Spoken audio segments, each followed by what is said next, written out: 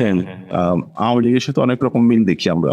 যেমন আওয়ামী লীগও যেমন তুচ্ছ তাচ্ছিল্য করে কথা বলতো, বা একজন ব্যক্তিকে শেখ মুজিবুর রহমানের নাম, বঙ্গবন্ধু, এই নামগুলোকে হচ্ছে একটা পূজনীয় পর্যায়ে নিয়ে যাওয়া, যে একটা পীর টাইপের জয়েন করা, এবং সেটা বিভিন্ন বক্তব্য বা বক্তৃতায় প্রকাশ করতো। যেমন ওনার নাম হজরত অমুক, বা হচ্ছে উনি বেহেস্তে যাবেন, ওনার পরিবার বেহেস্তে যাবে, একেবারে মন চলে ভরা সভাতে এই ধরনের আলোচনা হচ্ছে।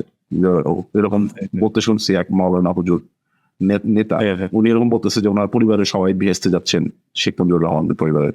ওগুলো উনি সিদ্ধান্ত দিয়ে দিচ্ছেন। তারপরে ওনার নাম নিতে গেলে উজু করতে হবে, আবার এই ধরনের ইয়েও কিন্তু শুনছি। তো বিএনপির ক্ষেত্রেও আমরা একই ধরনের ঘটনা অনেকটা দেখতেছি। যেমন একটা দেখাই, এখানে যেমন বলতেছে যে হজ নয় বিএনপি করুন।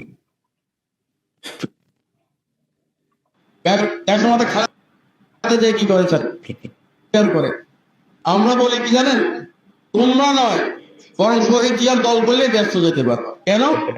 শহীদ জিয়া ধর্মের জন্য অনেক কিছু করেছে। তাহলে সমাজকে শান্ত রাখার জন্য জিয়া রহমান কি করেছেন? তারপরে আরেকজন বলতে শুনলাম একটা বক্তব্য যে তারেক রহমান সাহেবের নাম নিতে গেলে অজু করে নেওয়া উচিত।